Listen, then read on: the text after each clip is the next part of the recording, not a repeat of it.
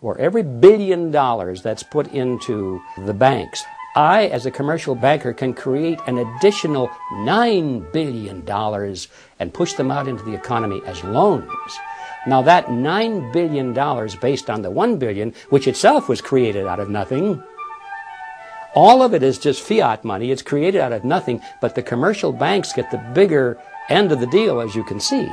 They can create $9 billion for the private sector called loans, and these are genuine loans, and that is where our money comes from. That is how money is created. Every bit of it is created in this fashion. Every bit of it is based upon debt, and that debt creates money that literally has nothing behind it at all. Now this is how money is created in the Western world. And it's an amazing story.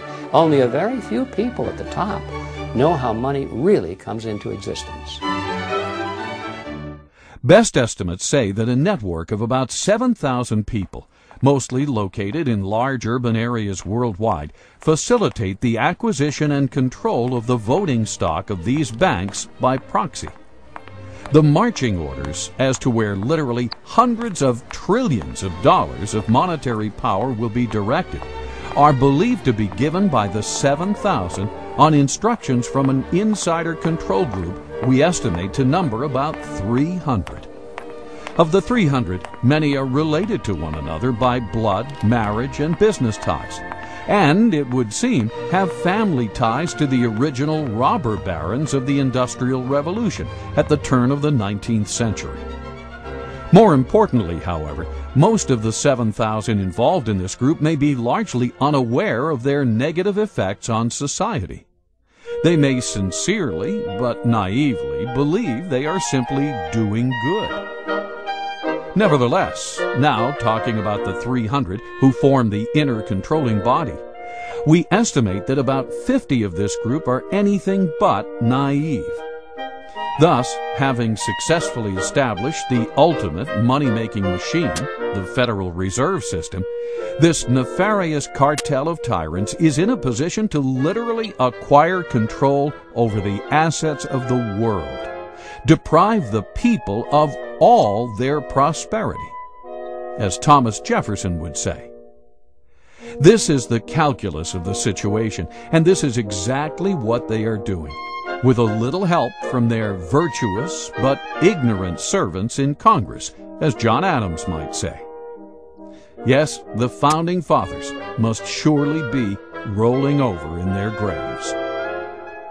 The original intent of the Constitution is spelled out quite clearly, not only in the document, but in the immediate history that surrounds its formation.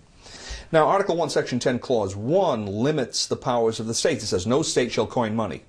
States had coined money. Stops them from doing it.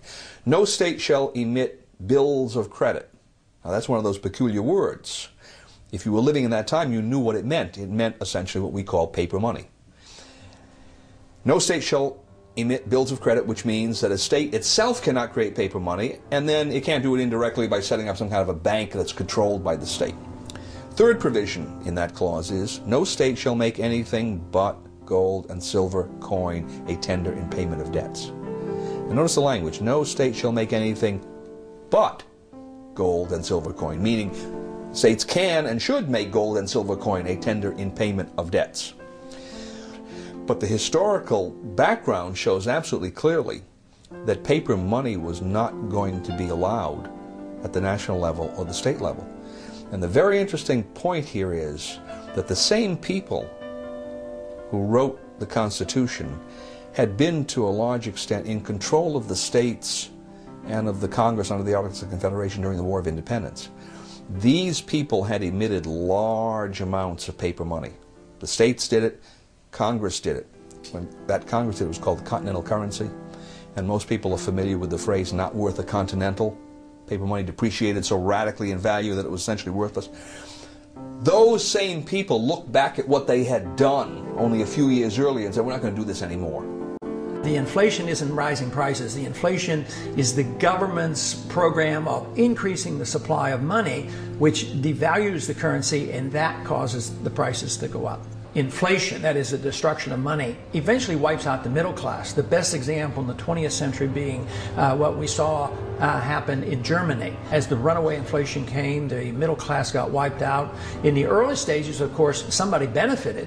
Eventually it hurts everybody. But in this country right now, we have constant insidious inflation. So there is a transfer of wealth from the poor and the middle class to the wealthy. But because it affects the business cycle and causes prices to go up in general, who suffers the most? The people who can afford it the least. That people on fixed incomes, low middle income people, poor people. I think it especially hits hard low middle income people who are trying to make it on their own and won't go on the dole, because their prices go up more and they're the first ones to lose their job when the business cycle turns down. The Federal Reserve, by increasing the credit, creates the boom part of the cycle, but then there's always the resulting downturn of the cycle when unemployment rises.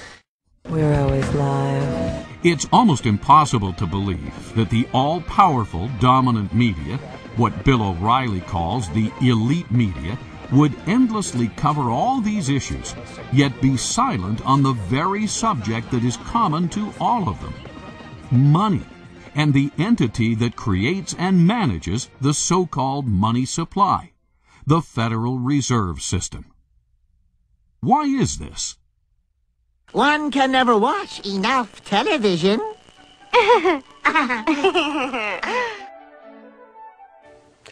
There has been a tremendous concentration of the mass media over the last 50 years, from over 100 companies to 6 companies. Back in the 1934 Communications Act, each media company was only allowed to own a handful of stations, and they weren't allowed to have cross-ownership. They couldn't own all the media in your town. Now they can own more and more because congressmen who've gotten elected as a result of the mass media have given them more and more. That means very few people have the right to speak to us over television, over radio, through the New York Times, the LA Times, the different news media. The whole purpose of the First Amendment is to guarantee that we have more, not less speech. However, when you start to get down and say only a few people can put up their soapbox, only a few people can address the audience, suddenly you've limited the amount of speech. Now that's the government control of speech. On the other hand, when those few people recognize that the government is the one that's licensed them to speak, they start to act in a way that's not going to jeopardize that relationship. Could this be one of the reasons any critical reporting of universally important issues, such as the Federal Reserve, have been cut out of the public debate for so long? As Ted Turner relates in his article, My Beef with Big Media? Why would major media corporations that control the information flow to 95% of the American citizens, fail to report on the detrimental activities of the Federal Reserve System, a government-sanctioned, quasi-private banking cartel that literally controls 100% of the money flow to the same citizens, as well as the lion's share of the money flow to Congress itself? The amount of money it costs today to run for Congress or even to run for president is obscene. And most of that money goes into television commercials and spots and all of the mass media advertising that needs to be done to reach the 295 million Americans, a vast number of people. And when that person wins, if the media has supported him, naturally he wants to pay them back. He may not think of that consciously, but in appropriating licenses and expanding territories and allowing them to own more than one media outlet, that's exactly what happens. As a result, the number of media companies, as we said before, has concentrated in a few hands. And unfortunately, Congress and the media work together to present an image to the American people that does not always include every aspect of the truth. This reciprocity, this in cahoots process, has obscured many of the more important issues to the American people. And there's no more important issue than the issue of fiat money.